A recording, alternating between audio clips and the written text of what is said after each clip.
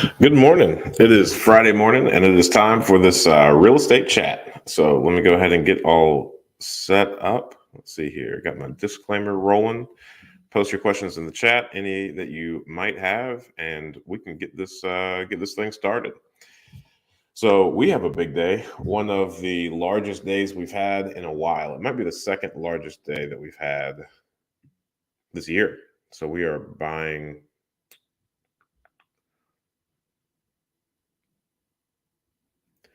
8 doors, 8 properties today. So I think our biggest was 13. Today is 8. So let's see here. A lot of the questions that I get whenever I'm talking about the properties that we're purchasing, one of the main things people want to know is where we found these properties. So let me go over that.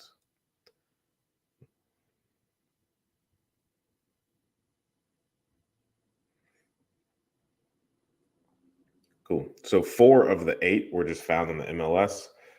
Those are properties that we either put lower offers in on without any contingencies with cash, or those are properties that we felt were priced reasonably that we went ahead and purchased. So one of the ones that we bought the MLS, it was listed for $75,000, and we're paying exactly $75,000 for it. So I think that was a very fair price for what it is and how much work still needs to be done on it. And then 3 of the properties were from wholesalers, and then 1 is from a good friend who's selling a property. So 4 from the MLS, 3 from wholesalers, and 1 from a friend. Now, my brother and I this past week have been spending a decent amount of time talking about deal flow. So, as we are on pace, so after today, we will have purchased 100 properties so far this year. Which is booking it, and that is also putting us completely on pace to hit our 200 property goal for this year. So, thinking through, the deal sources, where they come from, how we can increase those sources of deals. It's all a numbers game, so we just have to do more, uh, reach out to more people, try and form more connections, analyze more deals, and we are potentially going to start doing some type of marketing or figuring out ways to kind of come up or generate some of our own deals. So we've had a little bit of success here recently with like word of mouth, and also just walking through neighborhoods. I guess they call it driving for dollars, not necessarily walking. Since we are so targeted, walking has been helpful. We've gotten a couple deal or two, but that's not going to be scalable in the sense of we get hundreds of properties from that, but all the lead sources work together. Let's see here. Let's go over the occupied ones. So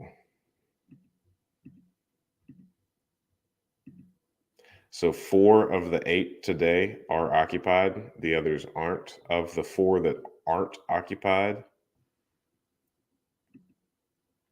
1 of them is rent ready. So we'd be able to list that later today, for rent. So that leaves us with 3 properties that we will need to do some sort of renovations on. 2 of them are very large projects, so it'll take a while. And the other one, we'll see. It's got some questionable floor joists, so I'm going to want to get in there and make sure that that's nice, stable, secure, and go from there.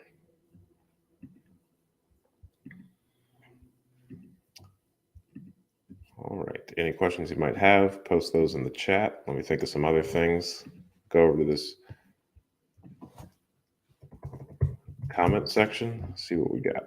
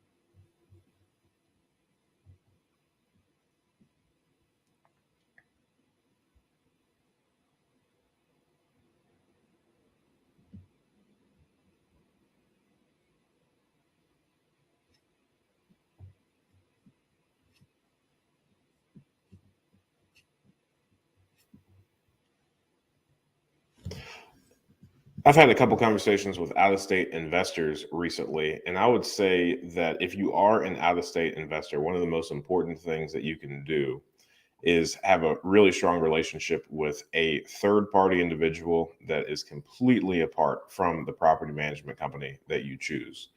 So, in the event that your property management company tells you one thing, you've got a completely, you know, independent third party that you're able to go verify these things, check up on the property, see that everything is fixed appropriately, and go from there.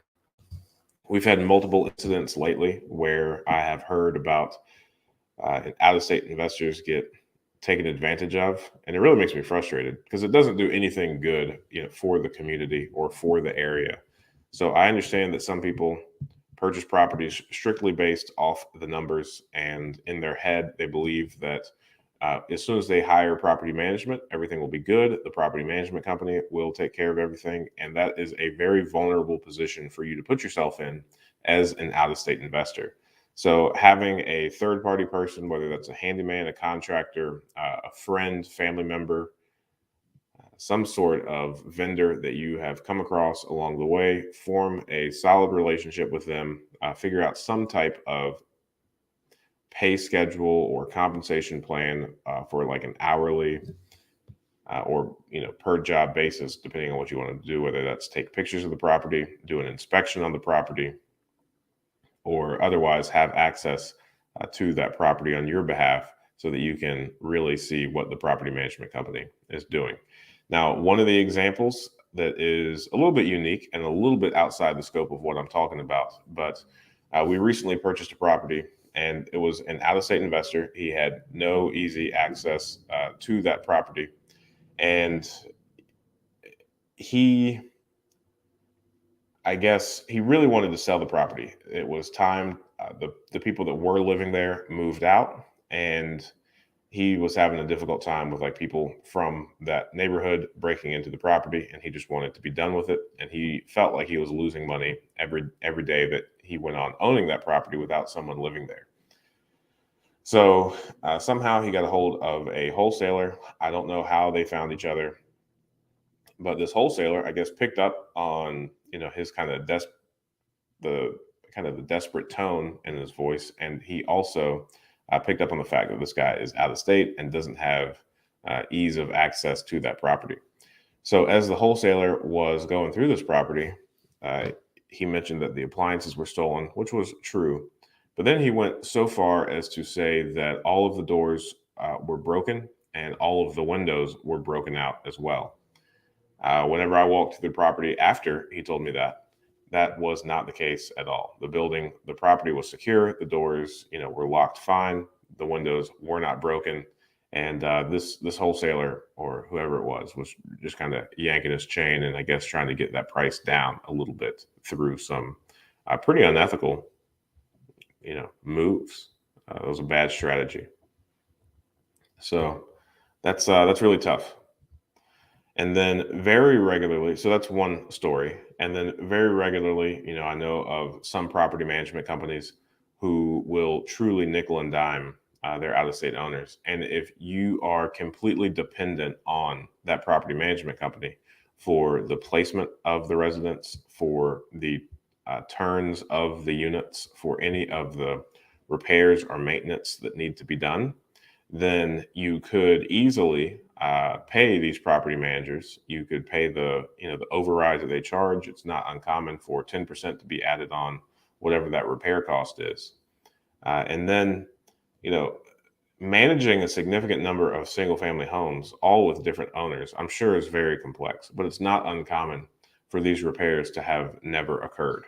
So even though I'm local, whenever I took over property management, whenever we brought that in house as a company, we had multiple residents bring up issues that they have been having for years, and this was the first time that I had heard of any of these complaints. And the residents were told that the owners don't want to make those repairs at the moment, or the owner said that he already had too much money in the property. All the while, I was paying for these repairs to be done, or I have never heard of these repairs. So again, even though I was local, these types of things were still happening. Now, you kind of add being out of state onto that without a third party to verify. And I can only imagine that that gets worse. So we have purchased a lot of properties from people that realize that they can't necessarily make money without putting a significant amount more time into this kind of property or method of investing. And then, we end up buying the properties from them after the management companies have kind of taken most of their cash flow for the time that they've owned that. So the most successful investors that I know that are out of state investors, they regularly spend time in the area amongst their portfolio, double checking over things, making sure that everything is flowing smoothly, or they have a very trusted third party individual in close proximity to these properties that can do the checking for them. So, if out of state investing is something that you're considering, I would say it is of utmost importance to regularly spend time where your properties are, or have that trusted third party person. There are a couple California investors that I know that while they live in California, they spend a great number of weeks here in Dayton in order to lay eyes on everything, check up on everything, and make sure that everything is going well.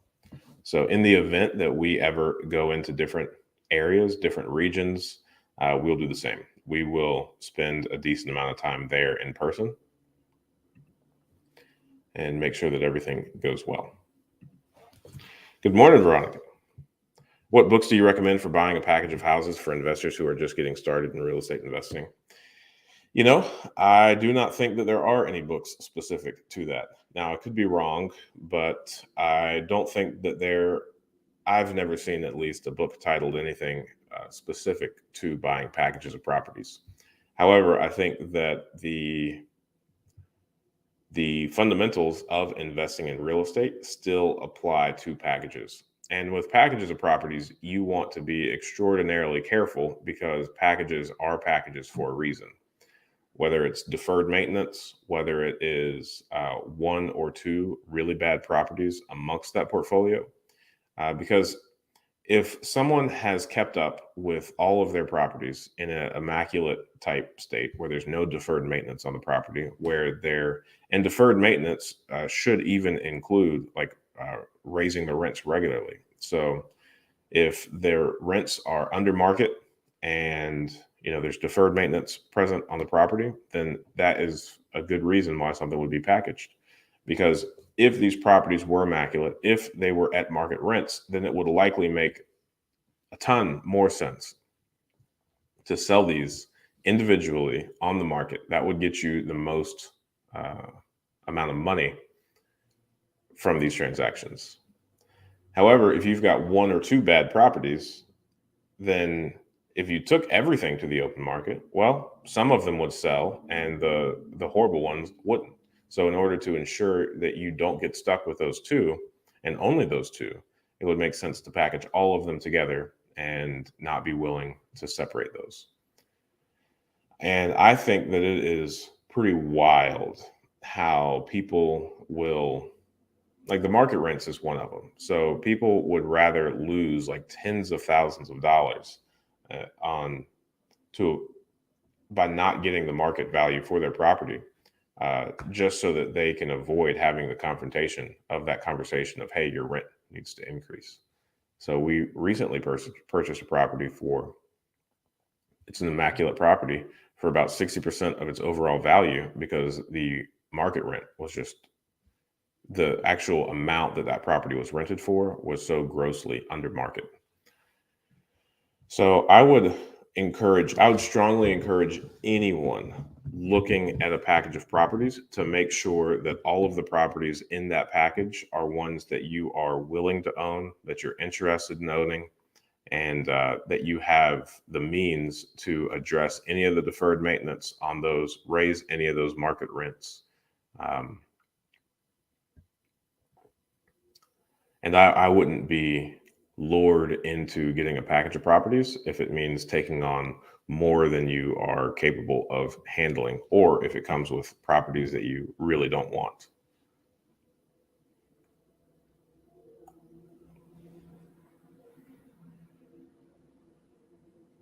Given the choice between buying a package of properties and buying, one at a time, for the most part, I would generally always pick buying them individually at a time, right? Just because there's always a catch with portfolios or packages of properties, and you are always going to have to do an immense amount of legwork to get those up to speed. Because if they were taken care of and managed properly, then there would be no real need for them to be a package. So there's always a catch, and you're going to want to make sure that you do an analysis of each individual property and make sure that it fits your numbers the way that any book outlines that you should invest in real estate.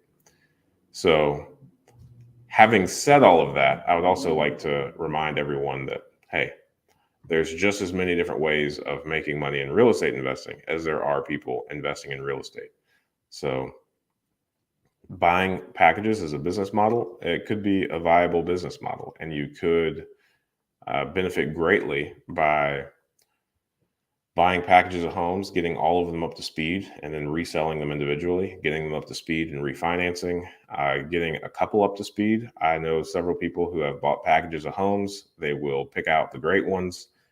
They will sell all of the other ones. So that way, in essence, they got the properties that they wanted for little or no money. So there's definitely ways that you can get creative with it. There's definitely uh, money to be made inside of packages and portfolios. But again, I think my overall disposition is if I can piece them together one at a time, then I would prefer to do that. You sure can.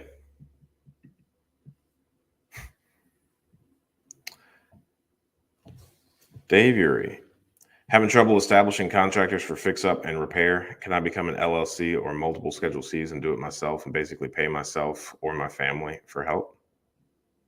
You don't even have to go that far. I mean, you can just pay yourself for your time.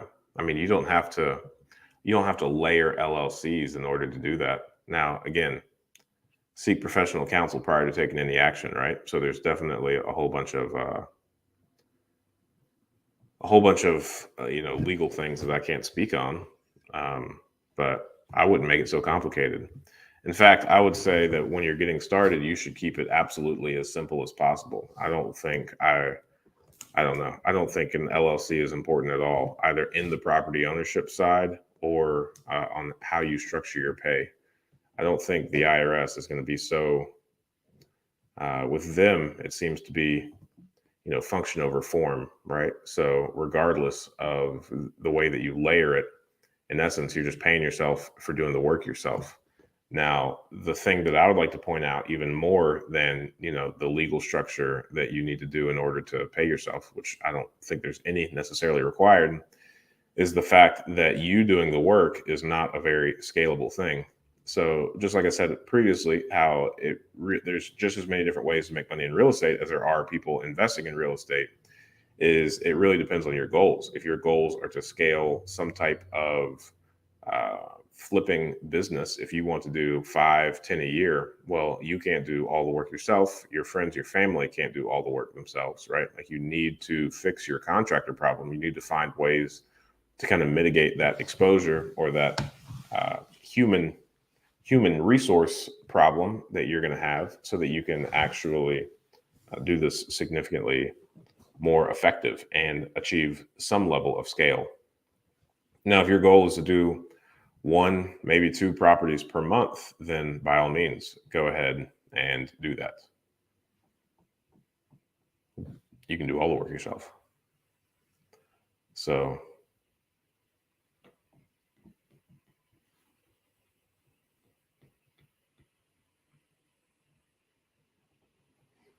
it might make more sense if you're paying yourself and you're able to build some additional capital in the beginning by doing the work yourself. But I would not get in the habit, and I would really guard yourself from taking on the idea that you can't find any good help and that you have to do all the work yourself, right? Like, the more control that you have to have over your business, and the more you are not, the more you convince yourself that you can't find good people, well, the fewer good people you'll find, and the less your business will ever grow because you're keeping too much of a death grip on it.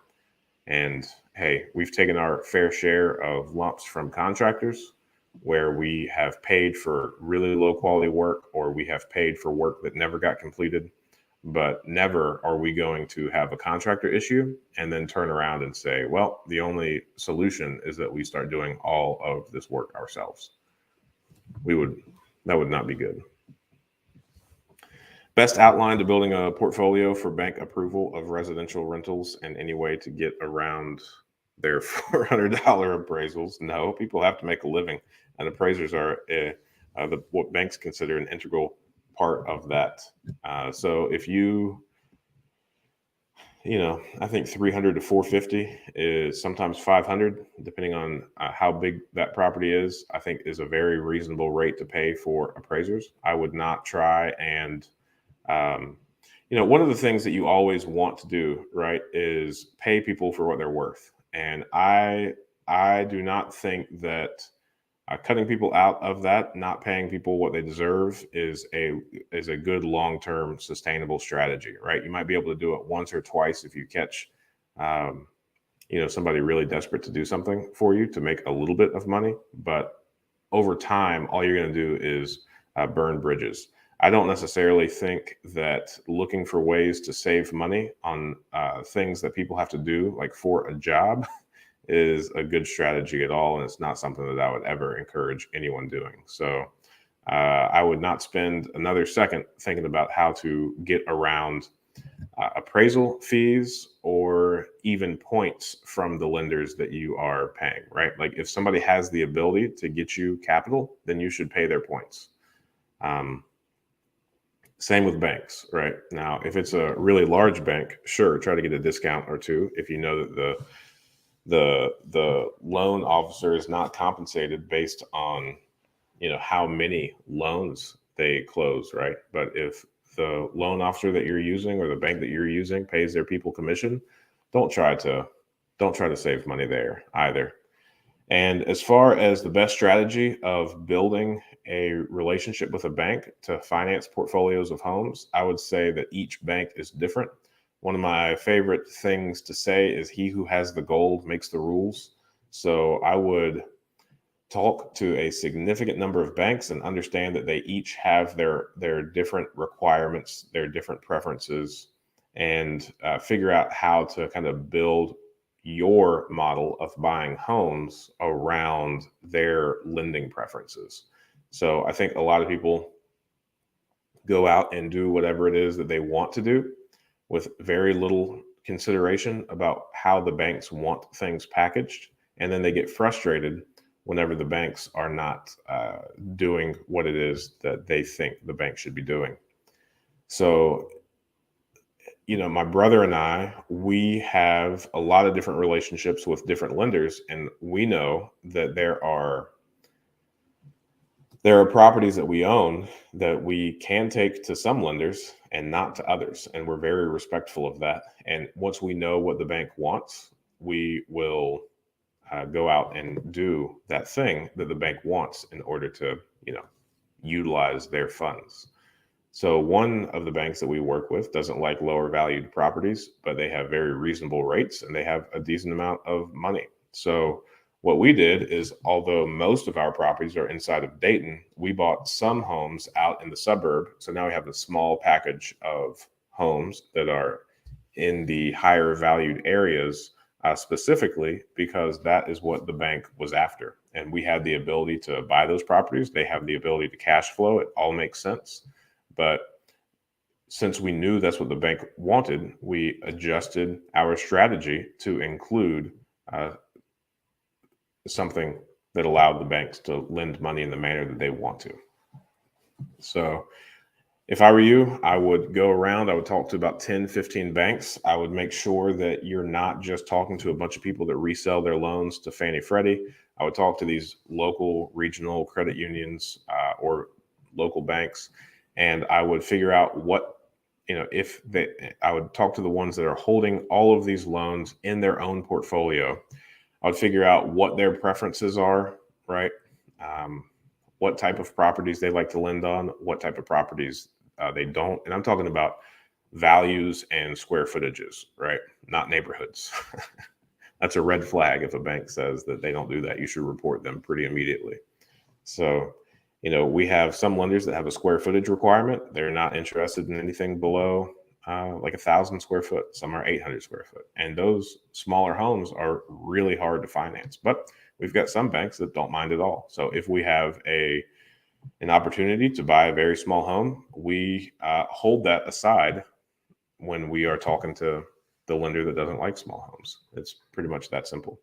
And once you get enough of these banks and you learn their preferences, then you're going to be able to kind of build your portfolio or strategically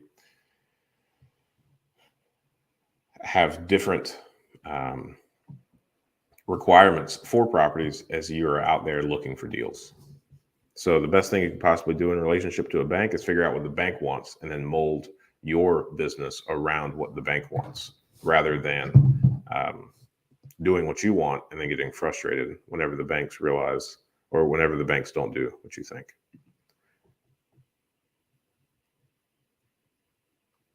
Hi, Ryan. I have a family member who has a mortgage on their home. They are elderly and want to leave me their home when they pass. What is the best way to do this and keep the low mortgage payments? I have no idea. So I think the best thing, um, yeah, of course. I appreciate it. I have a family member who has a mortgage on their home. They're elderly and want to leave me their home when they pass. What's the best way to do this and keep the low mortgage payments?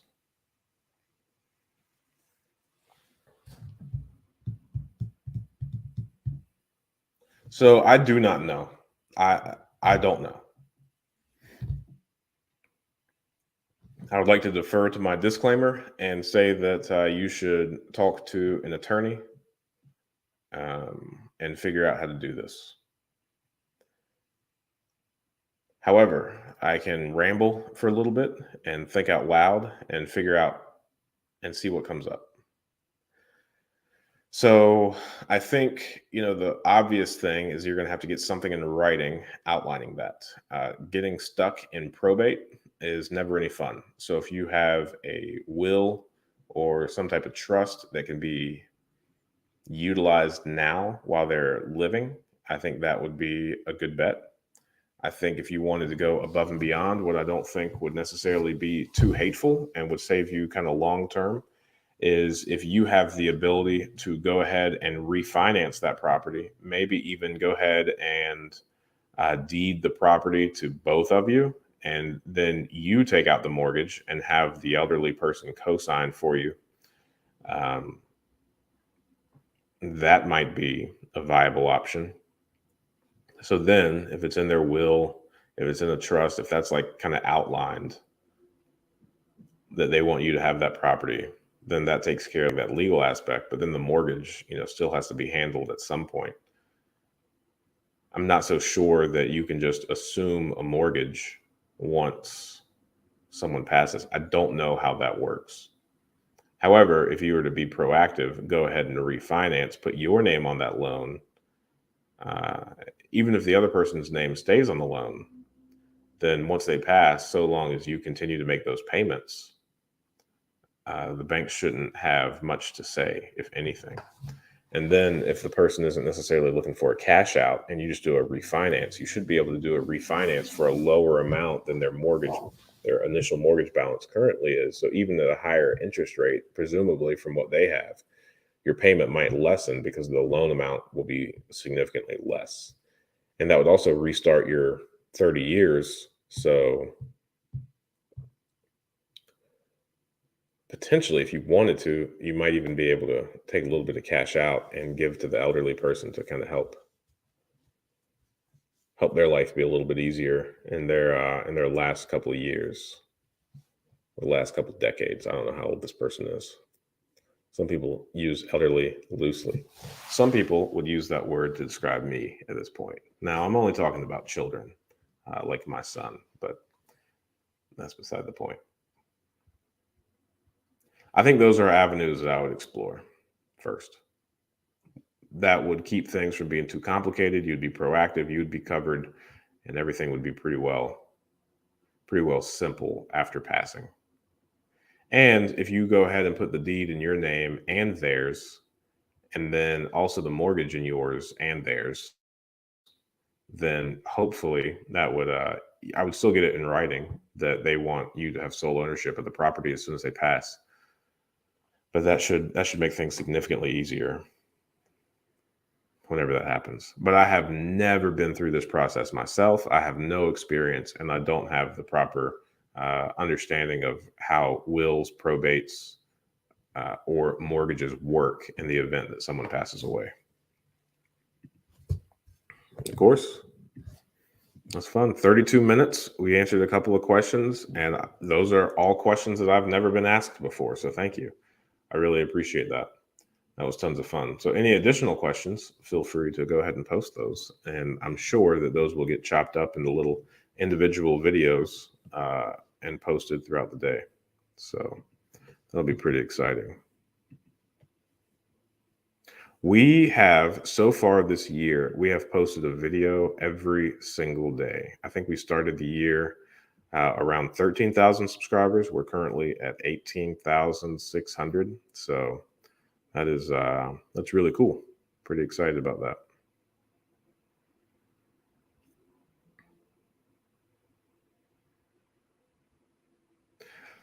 So my wife and I we decided to homeschool our children. And if you're not familiar with homeschooling at all, homeschooling has a significantly lower time commitment associated with it. So that's going to leave us with a decent amount of like freedom, flexibility to go and do stuff. And also, as parents, it's going to give us a little bit more freedom to early on focus on instilling some of the things that we want them to have, like strong work ethics, some understanding of like how our business works. And I am totally open for our kids to do whatever they want to with their lives, right? But I'm also super appreciative of like the knowledge and skill set that I have around business and now real estate investing. And I think that would be applicable to most things that anyone could possibly want to do with their lives. So I'm not trying to force taking over our business by any of our kids on anyone, but at the same time, I would be very open to that. And I think that the overall skills of work ethic and how business works is one that all kids should have early on, right? Like I think entrepreneurship is kind of what the country and all capitalism is kind of founded on. And if you have a solid business sense, then you could almost make anything that brings value to society like a reality, right? So all that to say, one of the things that we're going to do with our kids is we are going to kind of rehab homes. We don't have much of a skill set, but we're going to spend 2 to 3 hours. We don't really know the time commitment, but our loose plan is to spend 2 or 3 hours a day rehabbing a house together as a family. We're going to try to do, I don't know, 2 a year or something like that. Just very slowly, a lot of the easy ones, like we're in a fortunate position where we're going to be able to cherry pick the ones that just need some new flooring and some paint, right? Those are things that, take a decent amount of time, a little bit of a skill set. And then as the kids get more comfortable and good at those tasks, then we can start introducing some of the more complex things as we need some additional help, like from plumbing or electric or, installing cabinetry or any sort of carpentry stuff, really. I think it'd be really cool to have some of the vendors that we use come out and allow the kids to watch them fix these things. So that's our loose plan. And we just put so my son is supposed to start kindergarten. He just finished preschool. I don't know the timing on anything, but he's supposed to start kindergarten at some point. So we have put our first property under contract where we're going to turn it as a family. It is probably the perfect house to start on. It is a brick ranch. It's like 800 square foot. It's on a concrete slab. So the flooring is, the whole thing is really just a blank slate. There's no excessive drywall work that needs to be done. Um, a little bit of mud, just like patching, sanding, painting. That's about all the walls will need. The kitchen cabinets, the bases will need to be replaced. So that would be fun to, have somebody come show us how to do that and have, our kids watch that process. Um, the tub is in fine condition since it's on that slab. All of the plumbing is preserved inside the slab. So I don't think it gets any easier. Um, so I'm pretty excited about that. That's just something that we've got going on that I wanted to share with everyone. And it felt cool, like thinking through doing it. But now that we put our first property under contract, where we're gonna make that a reality, it's kind of cool that the rubber's meeting the road a little bit. We'll see what happens. I'll keep you guys updated on the long-term impacts that it does or doesn't have on our kids. Uh,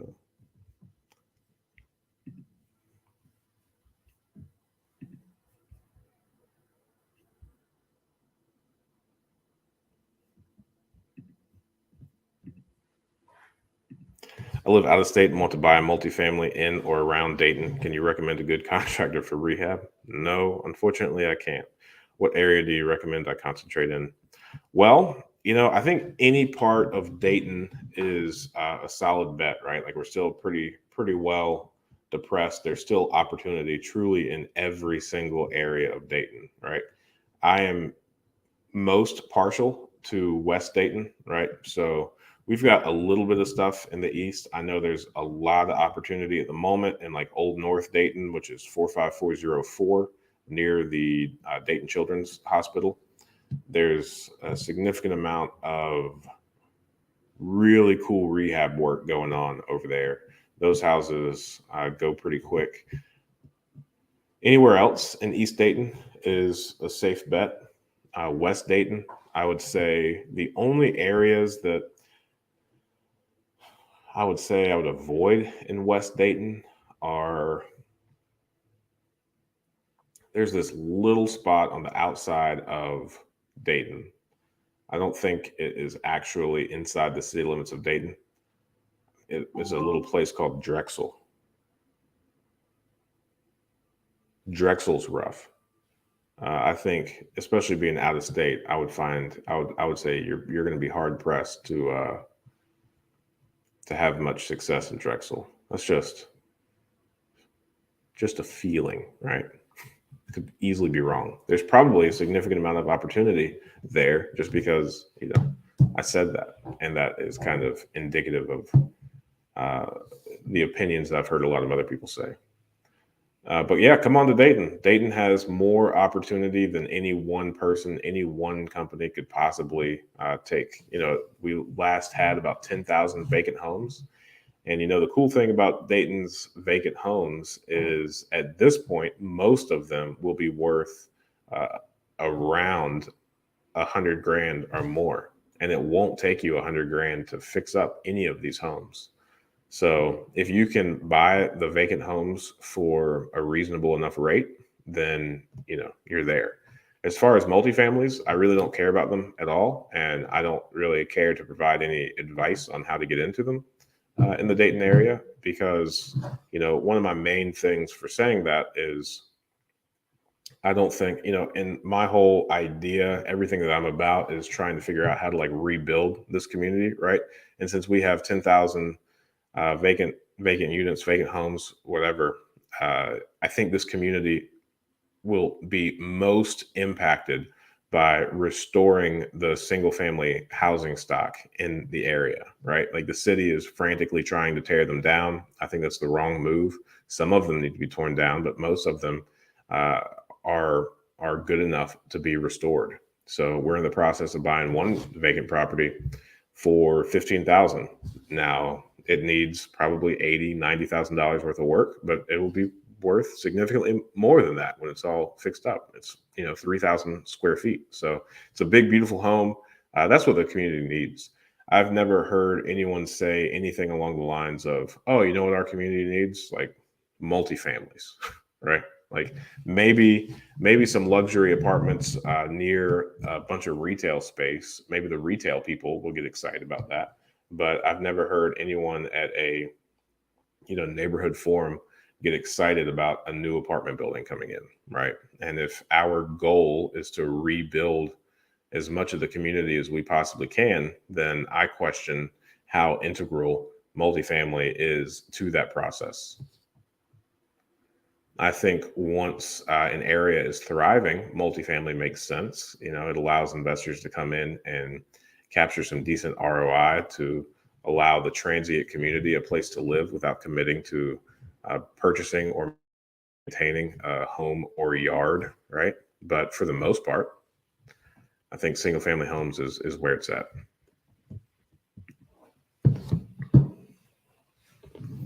A bad city. Get out of here, JT. Thank you for looking closely at Dayton, but I would never use the word bad to describe it.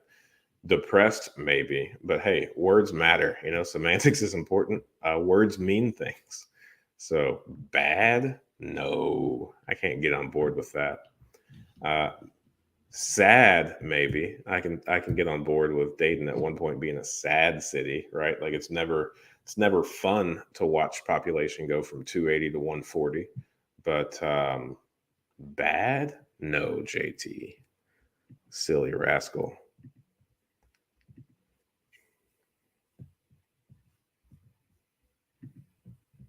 I had one person comment recently on one of the videos. I think it was just one of the, my office is on the main thoroughfare in Dayton.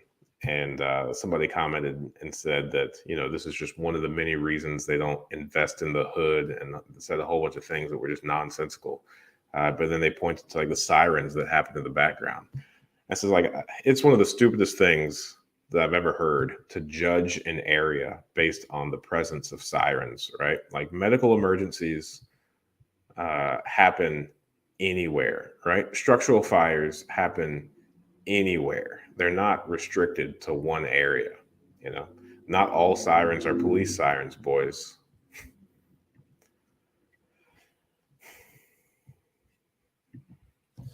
Any questions you might have, go ahead, throw them in the chat. Happy to answer those, or try to answer those at least.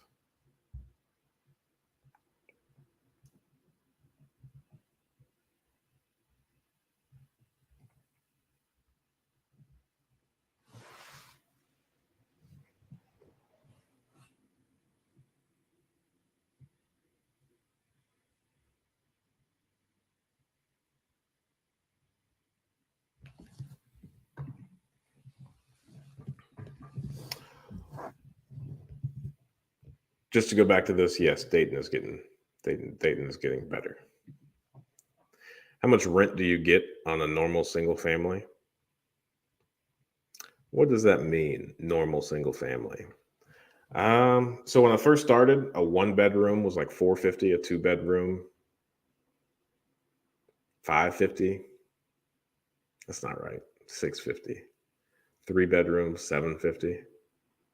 That's about right. Now I would say a 1-bedroom probably about $750, a 2-bedroom $900, a 3-bedroom $1,000 or more, a 4-bedroom $1,100, 5-bedroom. You're starting to get into some diminishing returns. There's not too much demand for 5-bedroom, but you should be able to get 1,300 or more.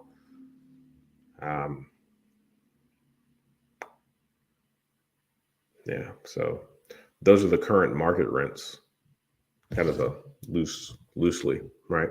Depending on what area it's in, there are some areas that bring in just more than that, right? So we've got, different neighborhoods. South Park, that's a historic district.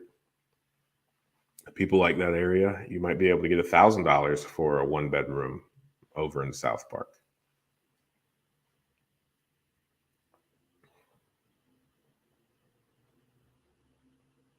South Park's a cool area. A lot of really nice, well maintained historic homes.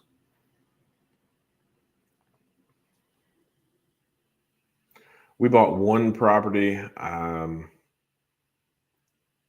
I know I did a video on it because the house was painted. It's a peach color. I can't remember the exact amount that we bought that house for, but I think our all-in price, we borrowed $55,000 against it, and it just rented out for 1,050.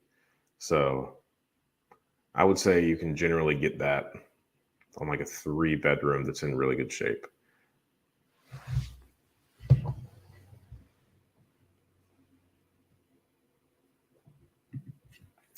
Leon Jones. Hello, was wondering what advice you would give a person that's interested in buying real estate with good credit but not too much capital. I'm looking to rent.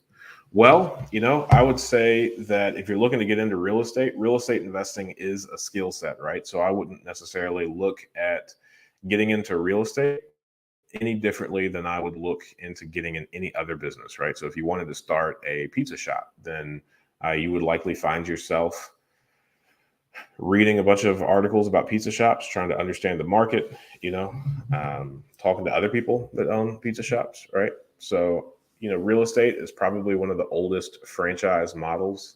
It's really not that difficult since the time that people were a real thing. They've been living in some sort of structures, right? So they've always had some sort of shelter. All of the things that go into real estate were invented by people for people. And, a lot of people have the ability and are pretty handy to do most of the work themselves. Real estate is an industry where you have entire sub industries built around supporting it, right? So you don't need to know the ins and outs. If you have an electrical issue, there's going to be an electrician there that is more than capable of helping you out. If you have some drywall work or some framing that needs to be done, there are entire professions, trades, industries around helping you do that. So the only thing that you really need to do is learn how to analyze properties, get familiar with like the rental market and any of the actual like nuance how to maintain a property. There's going to be someone out there that you can find to help you do that. So the skill set, the most kind of the highest dollar per hour thing that you can do to get started in real estate investing is learn how to find deals, learn how to analyze deals, and learn on how to raise money to tackle those deals, right? So I would like to point out the fact that these three things are skill sets that you have the ability to, as soon as you understand them, you have the ability to profit from, regardless of how much money you do have or don't have, right? So if you learn how to find deals, then from the moment you do that, before you even analyze it, before you even know it's a good deal or not, you're going to be able to find other people that will talk to you just because you have that deal. They're going to want to analyze it themselves. They're going to want to figure out if it's a good deal or a bad deal. And if it is a good deal, they will compensate you for finding that deal. So, wholesaling is a real thing. You can do like direct marketing. You send out postcards. You can skip trace people. You can call them, see if they're willing to sell their home. You can get active on Craigslist. You can get active on Facebook. You can get active in local real estate investing groups that will help you find deals, right? Because you're going to be able to see how other people find deals. You're going to be able to go onto the MLS and see if there's any good deals there, right? Now, the MLS is going to be like once you get good at analyzing deals, you can just immediately go onto the MLS and start analyzing things and figuring out, hey, is this listed below the after repair value? If so, why? Is there any sort of deferred maintenance or outstanding repair or capitalized expenditures that need to be done? Does it need a new roof? Does it need new paint, new kitchen, new floor? What's it need? How much is that going to cost? After those, can you get those repairs done for a smaller amount than the purchase price? can you get that done for a smaller amount than the after repair value, considering the purchase price and the repair costs? If the answer is yes, then you might have a deal in your hands. Once these things are done, what's the best avenue? Is it going to be a good rental? Is it going to cash flow? If you uh, line item all the ways that the property can make money, which is for most single family homes, just the rental rate. So outline the income and then line the item out, all the expenses. Go through, get an insurance quote, go through, look at the auditor's website or the county treasurer's, figure out how much the annual taxes are. Go ahead and talk to a lender, pull up a loan calculator on the internet and figure out how much that loan is going to cost in order for you to do it. Figure out what you're comfortable with, right? As far as repairs, maintenance percentage, vacancy percentage, capital expenditures percentage. You can tailor that to what that property needs. If it needs a new roof, you're going to want to put that in your budget, right? But other than that, is it going to cash flow after you purchase it if you hold it as a rental? And then once you're able to confidently analyze these properties, well, now you've got the ability to find deals and analyze deals. These are both things that the market will reward greatly with additional capital, right? So again, the last thing is going to be the private money. How does that work, right? Like, are you going to be able to find money with traditional banks? Talk to those fellas, see what all they want. Talk to other people. Educate yourself on how people can invest with you over in the stock market. Do some research on self-directed IRAs or self-directed 401ks. Learn a little bit about how people can roll over their 401ks or their retirement benefits from previous employers into something that they then have the ability to invest with you on. Figure out how much interest can you pay someone while you still make money yourself. And then, hey, once you learn what the banks want, once you learn what private lenders are interested in, then regardless of how much capital you do or don't have, you now have 3 different skill sets that have the ability to make you money. Utilize those, get started in real estate. Now, all the while, you need to be meeting other people that are interested in investing in real estate, and you need to meet other very seasoned real estate investors that don't mind showing you the ropes, sharing their knowledge with you about that local market, right? So just like there's not like a national weather forecast, there's not like a national real estate market, right? So whatever market you decide you want to invest in, it's in your best interest to find people specific to that market to help kind of guide you through, get your bearings, and learn the intricacies of that local market, because the entire nation is different. Places might be similar, but never the same. And you're well on your way with a good credit score and not much capital. But once you get these skill sets down, not having capital is going to be a thing of the past for you. Then you're just going to want to make sure that you're appropriately disciplined and don't consume more of your capital than you reinvest, and you'll be set for life. You might dislike single family, but the multi-units in near Dayton blow these rents out of the water. I wouldn't buy a single family there. The multi-families look great. I can easily 2x that rent. What's the point of you saying that, JT? I mean, go for it. Like I said, there's just as many ways to make money in real estate investing than there are people investing in real estate. If you'd like to invest in multifamily, do it. Have fun. Burr. Yeah, so I think the interesting thing about Burr is as soon as you are involved in real estate investing for any length of time, then you will have done this strategy, right? So like the Burr, I think it's buy, rehab, rent, refinance, and then repeat.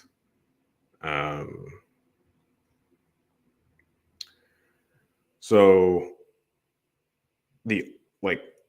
what are the ways that you can interact with real estate investing, right? So like the Burr, like it's great marketing, it's great branding, but the only thing that those letters don't include is selling a property, living in a property and just like letting a property rot, letting it sit vacant. So if you don't plan on living in a property, if you don't plan on selling a property, and if you don't plan on letting that property rot, then you are going to do the BRRRR strategy at some point. So BRRRR, I would say, is synonymous with investing in real estate. Thank you. Yeah, I appreciate it. With higher rates, do you find passing on some deals? No, I think you should.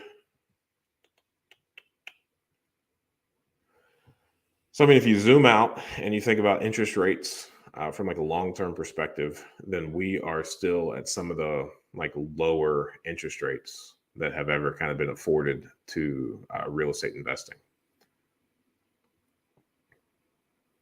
Interest rates are, still increasing, but if you are analyzing your properties to include those higher interest rates, and they're still cash flowing, then you should still do it.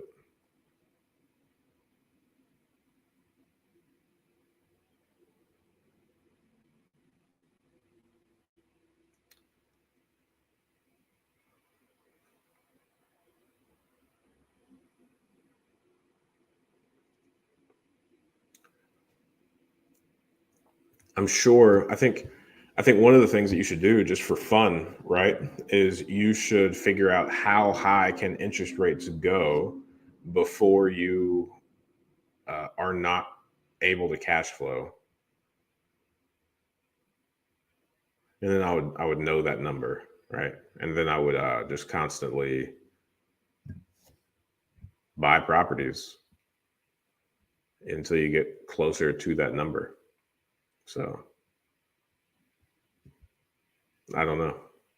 And then, it's one of those crystal ball things, right? No one has one. I heard a quote recently. I've been reading some books written by a guy named Howard Marks. He seems like a pretty cool guy. I think Oak Tree Capital is the name of his fund, but he wrote a book right at the tail end of 2008, I believe, called The Most Important Thing. And I like that book a lot. And that's the first book of his that I read. And then I read a second book called Mastering the Market Cycle, also by Howard Marks. And in the book, Mastering the Market Cycle, he says there are two types of economic forecasters: those that don't know and those that don't know they don't know. I thought that was really funny. So I think, to kind of summarize his position on that is that there are so many different variables and so many different possibilities that could happen that you probably have more of, you're more likely to be wrong than you are right. And on the off chances that you were right, it shouldn't be confused for any type of skill or discernment that you have. It should be attributed to you being lucky. So knowing what those interest rates are going to do, I don't know. But I do know that so long as you stick to the fundamentals, right, the fundamentals don't change. And if you are doing the income minus the expenses, if you're analyzing your properties for cash flow, then you're gonna be okay. You kind of have to continue to invest in the best deals that you have in front of you at the time. And that's all you can do.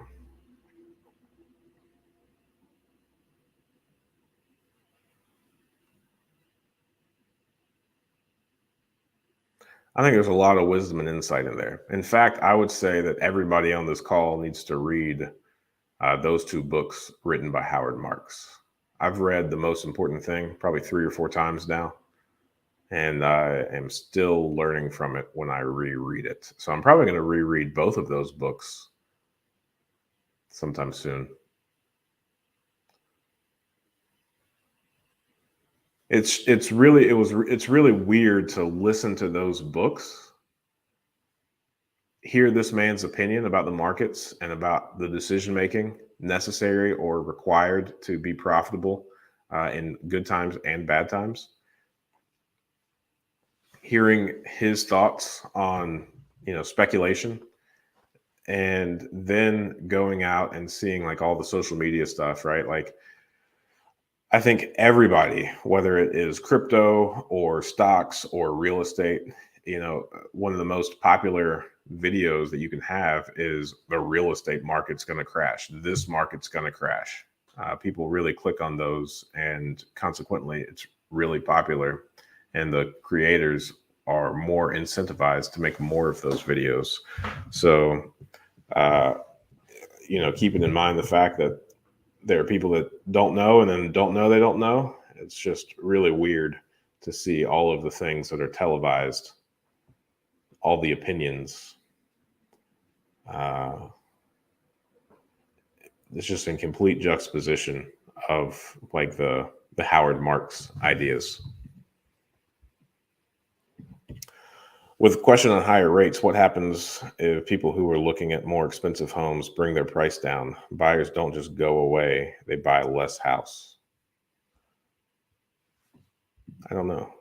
Do you have any feedback on real estate west of Dayton, closer to the Indiana border? It seems like the Ohio-Indiana border is the best place in the nation to buy. You're probably right. I have a friend who just bought a 3-unit for like $9,000. So, in that area. So I'm sure it's a great market. The only thing that I've noticed there is,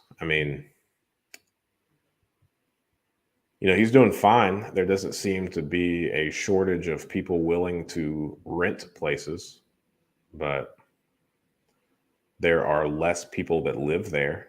So take that for what it's worth.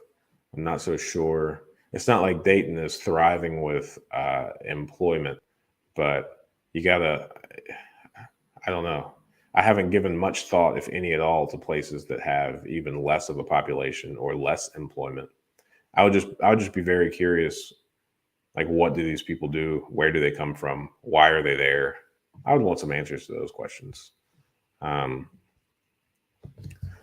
I don't know. I don't think higher rates are bad at the end of the day.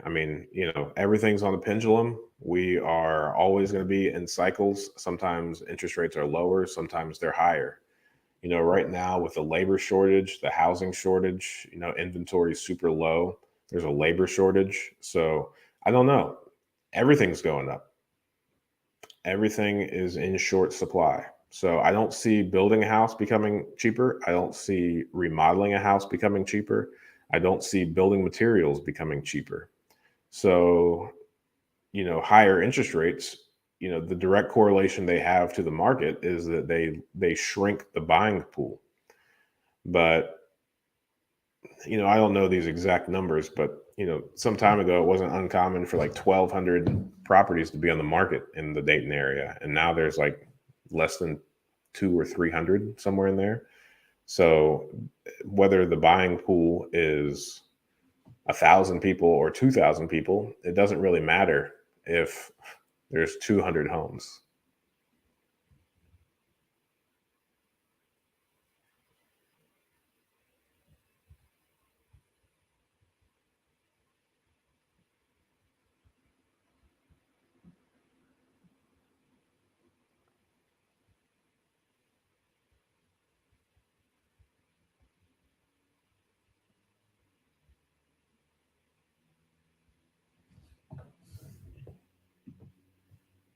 Man, my battery's about to die in my computer machine.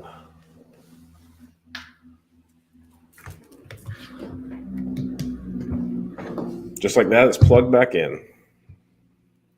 That's what I'm talking about. That's how you fix a problem right there. All right. Any questions you might have? Other than that, hey, we've been going for an hour. This is pretty good.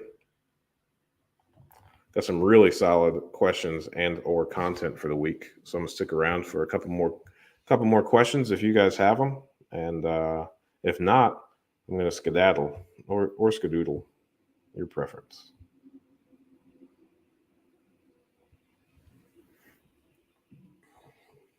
In the meantime, the Ingram rental calculator that is available in the App Store.